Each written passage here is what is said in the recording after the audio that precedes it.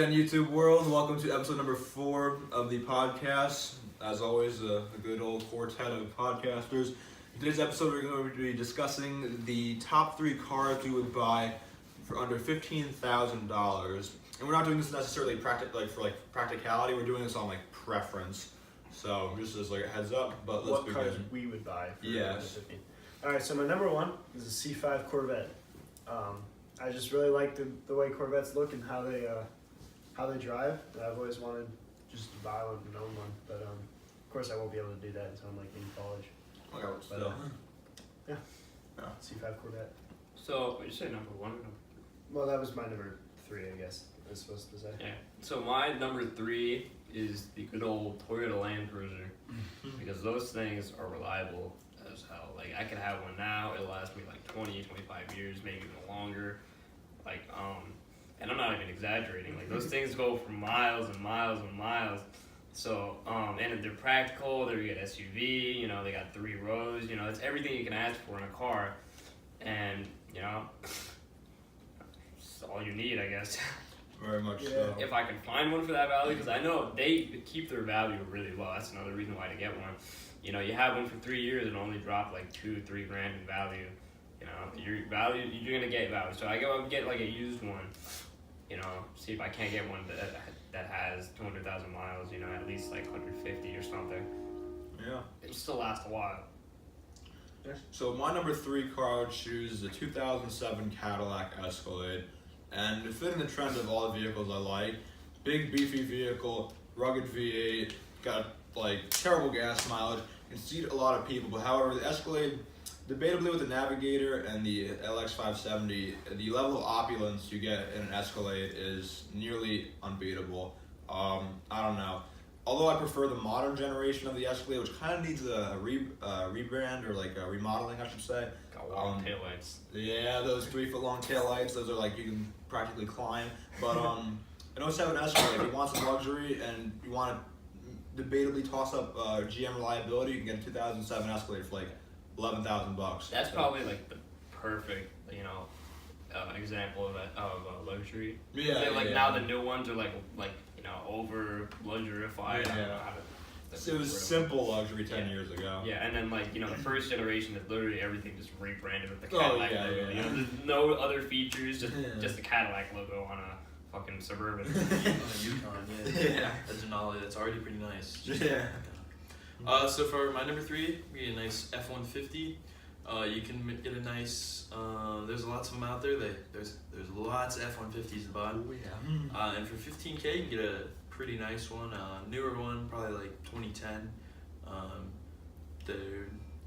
They're cheap. So They'll I'd probably last a get. while. Yeah, they'll last. I'd probably get a crew cab short bed like Pete's got. Fit a bunch of people, get terrible gas mileage. 11.5. It's all good. Did you get a I've been there diesel? before. So my second one, my number 2, will probably be I've got 3 options here I'm looking at, and I think I'm gonna go with the Focus ST, Ford Focus ST, because you can get a 2016 for I think 13-14 grand, and it's one of those hot hatches like the new Civic Type R and the Focus ST and the Fiesta ST at the time, or the Focus RS. It's a car that's practical enough to live with, but also is fun enough to drive on the weekends or at the track. Oh, yeah. And I just really like the look of the new Focus generation. That big grill kind of reminds me of the Aston Martin, Yeah, never thought of like it that way. DBS or the Vantage.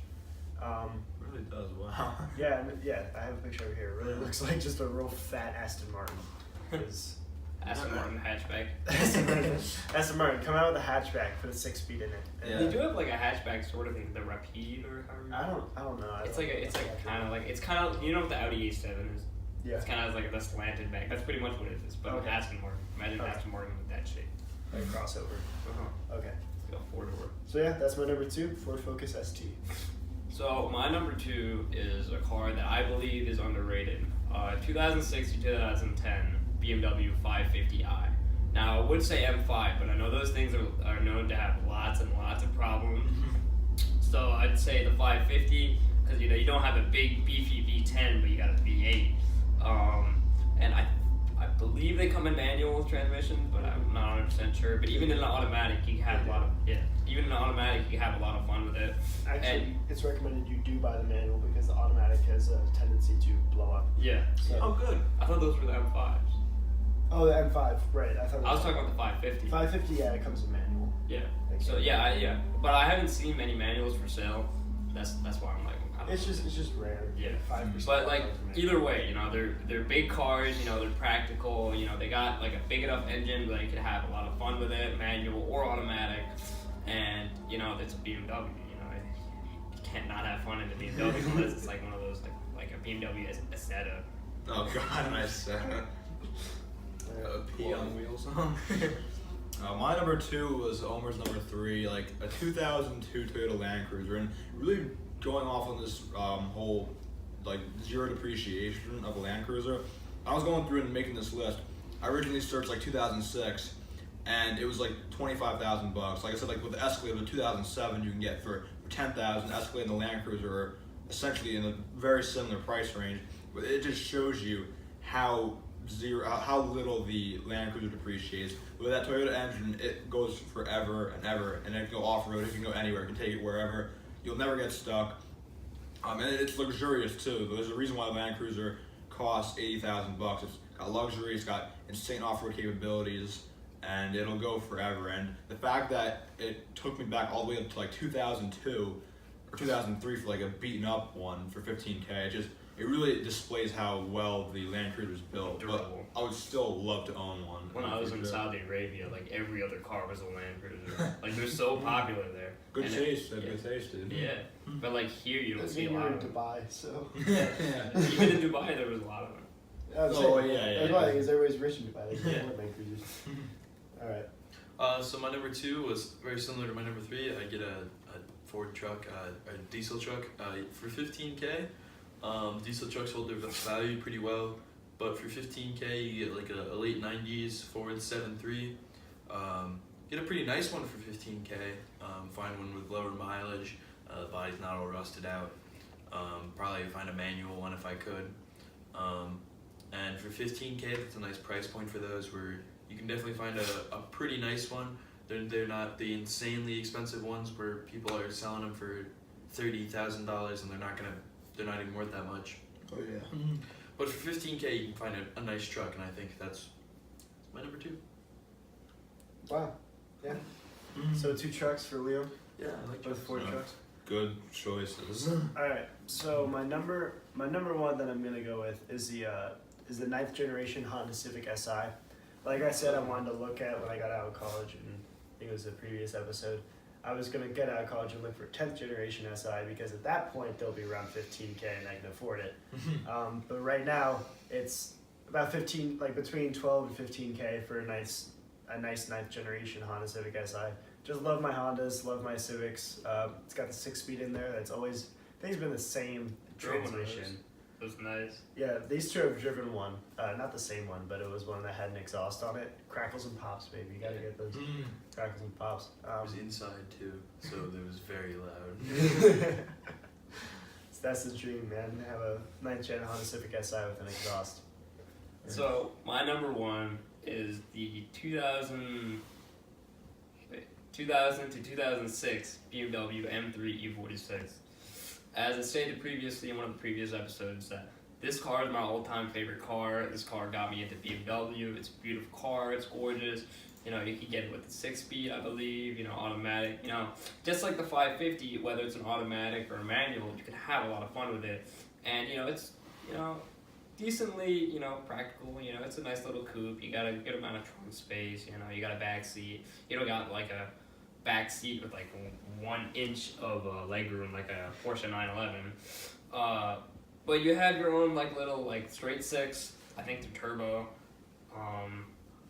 And they're nice little cars that you can drive around, and they're getting fairly cheap now. But I feel like as time goes on, pristine like examples of them, they're gonna shoot up in value because of how many people have one, how many people drive the shit out of them.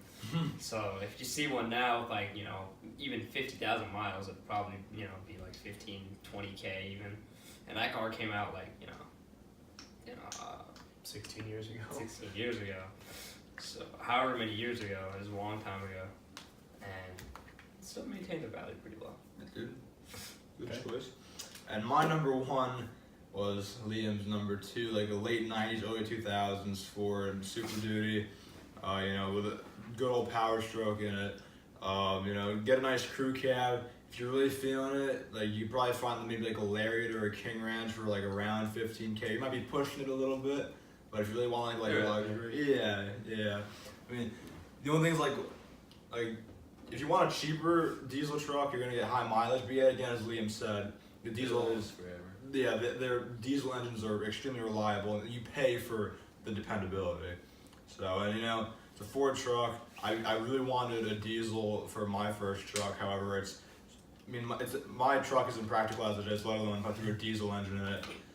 You get slightly better gas mileage, but diesel costs way more than gas in the United States. So I might be Right. bankrupt. I could tow something, but I have nothing to tow.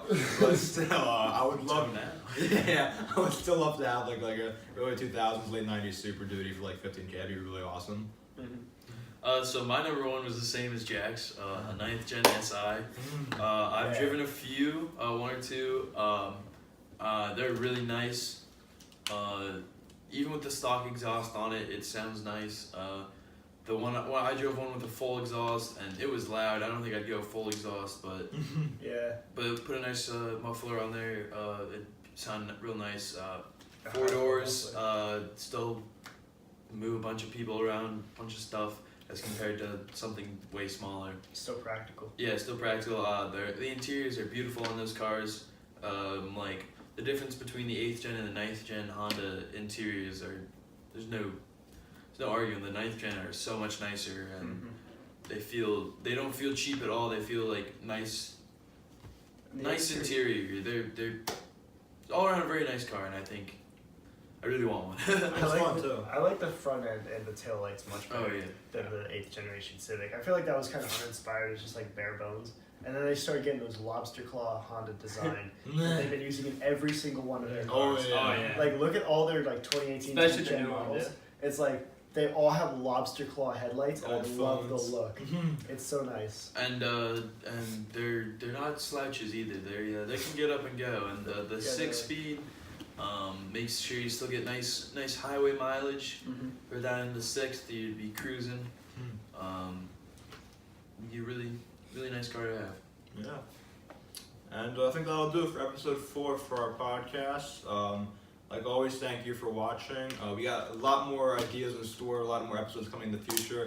So stay tuned, and thanks for watching.